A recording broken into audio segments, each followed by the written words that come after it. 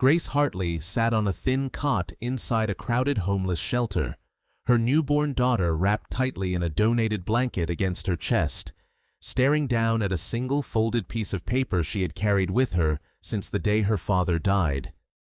She had no idea, in that moment, that the man she called her father had spent 30 years hiding one of the largest fortunes on the entire planet, and that she, Grace, without ever knowing it, was the last living heir to it. She had even less idea that 4 days earlier, the same week she gave birth to her daughter, her husband had packed a single bag, walked out of their apartment, and never once looked back. No note, no explanation, just silence, and a woman left holding a newborn baby with nowhere left to go but a shelter downtown that took in anyone who had run out of options. For 30 years, Grace believed her life had always been this way, small, uncertain, scraping by from one month to the next, moving more times than she could count as a child for reasons her father never once explained. She believed the man beside her at every one of those moves was simply a private, tired man trying his best. She had no way of knowing he was running from a fortune worth $1.4 trillion. A fortune tied to a family he had spent his whole life trying to protect her from. The truth would not come from him. It would come after his death, folded quietly inside the very piece of paper she now held on that cot, in a shelter, with a baby who had no idea yet just how much her mother's entire world was about to change. Before we dive deeper, let us know in the comments where you're watching from. We'd love to hear from you. And don't forget to hit that subscribe button so you never miss any of our upcoming videos. The shelter was never meant to be the end of Grace Hartley's story. It was, in every sense that mattered, only the beginning. Because somewhere across the country, a boardroom full of lawyers was already preparing documents with her name on them. Documents that would soon collide with the life she thought she understood, and the husband who believed he had already gotten away clean. To understand how Grace Hartley ended up on that cot, we have to understand 3 people, and the secrets each of them carried long before that night ever happened. There was Grace herself, a woman who had spent her entire adult life believing she came from nothing, working double shifts, counting change at the grocery store, never once suspecting the truth about her own last name. There was Marcus Doyle, the man she married at 26, the man who had once promised her a life better than the one she grew up in, and who would later leave her at the exact moment she needed him most. And there was Bethany Coyle, the woman Grace had called her closest friend since college, the woman who was always just a little too present, always just a little too involved in Grace's marriage, long before anyone thought to question why. 3 questions will follow us through everything that comes next. Why did Grace's father hide a $1 trillion fortune from his own daughter for 3 decades?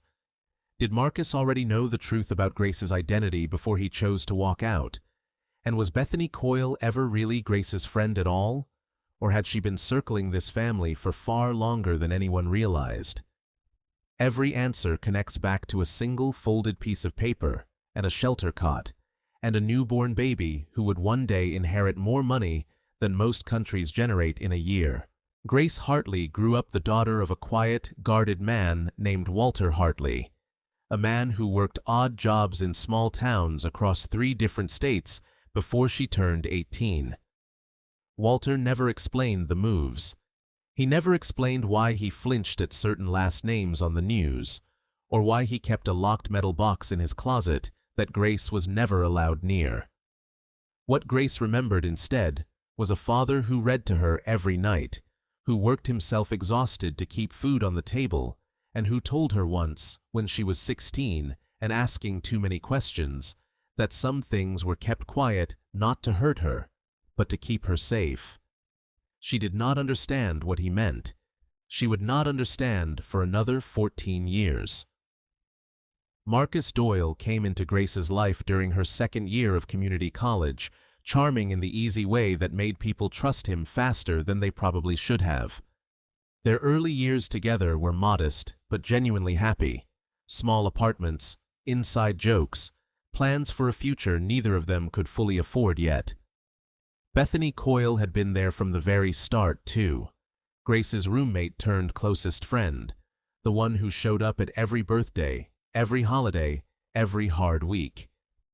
Nobody thought twice about how close Bethany had grown to Marcus over the years, how she always seemed to know his schedule, how she laughed a little too long at things he said. It read, at the time, like simple friendship. Only later would it read like something else entirely.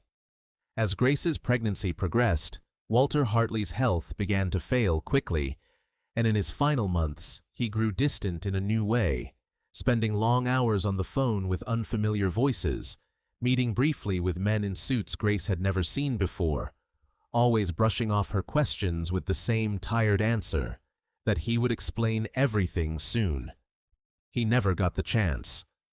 He passed away 3 weeks before Grace gave birth, leaving behind only a small metal box and instructions that it not be opened until after the baby arrived.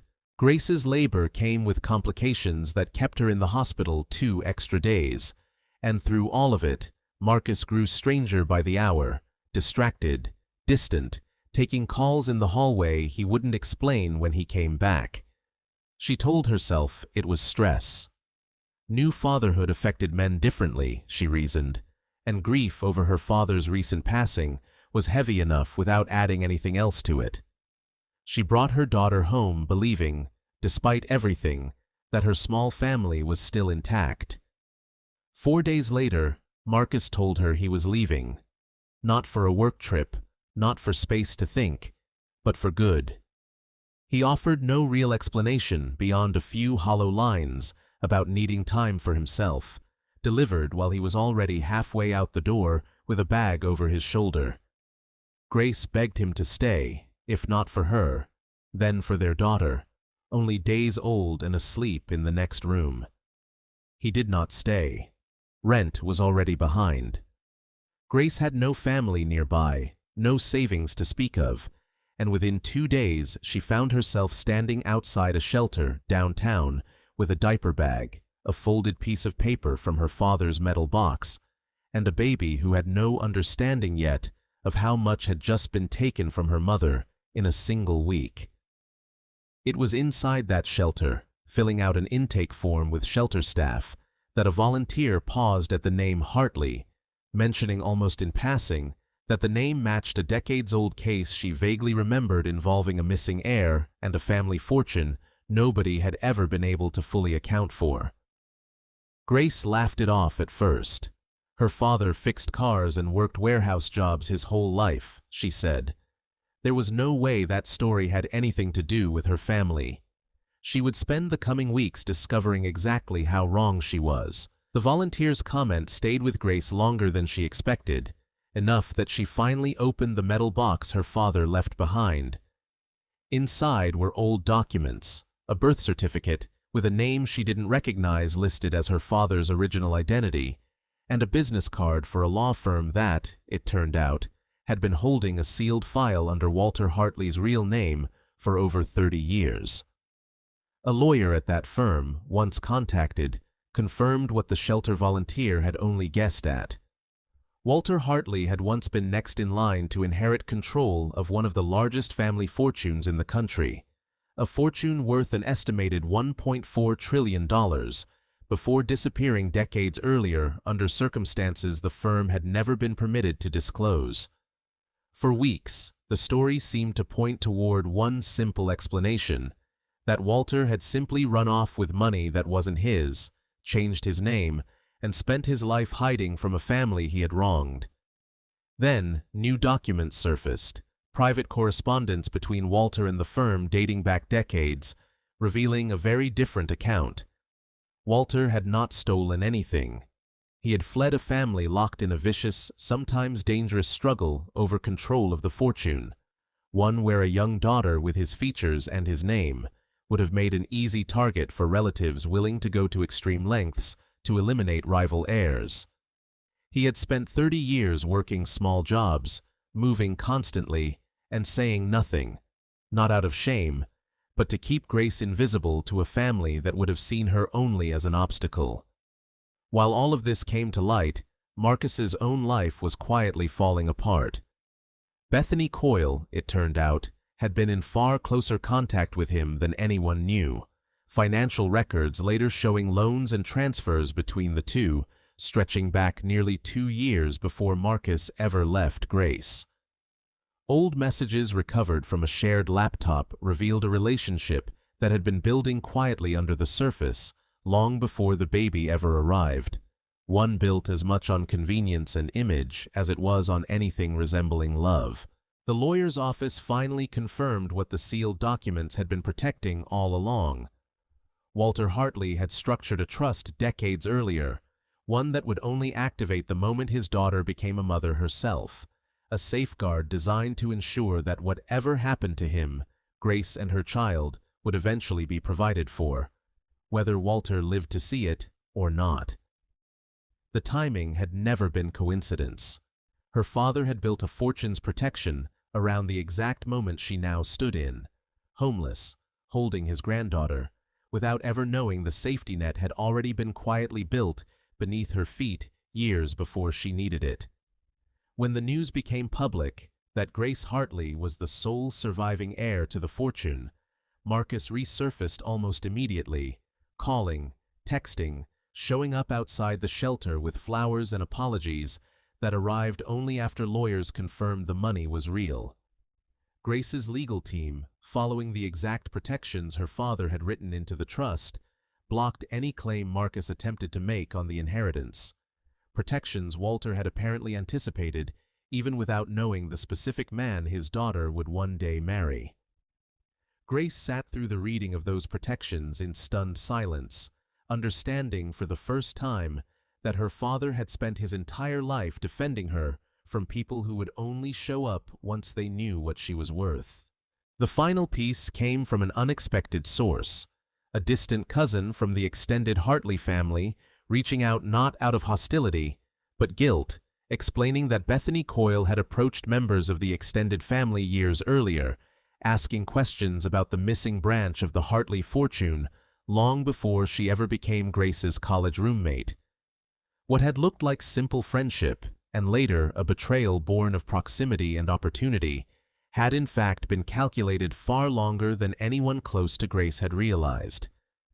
Bethany had spent years positioning herself near a family she suspected, correctly, still held a claim to enormous wealth, and Marcus, whether knowingly or not, had become the easiest way in.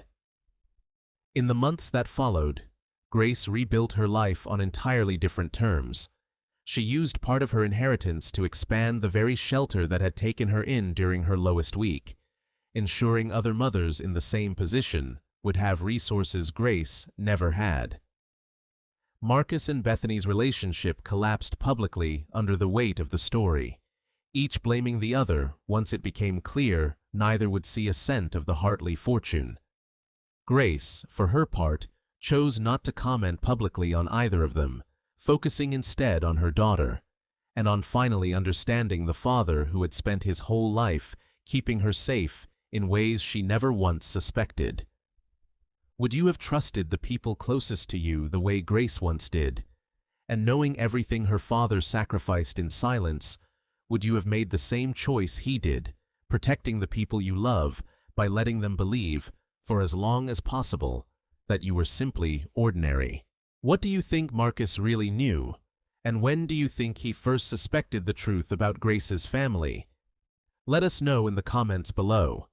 And if this story kept you on the edge of your seat, wait until you hear about the next case, one involving a missing will, a second secret family, and an inheritance battle that tore apart an entire town.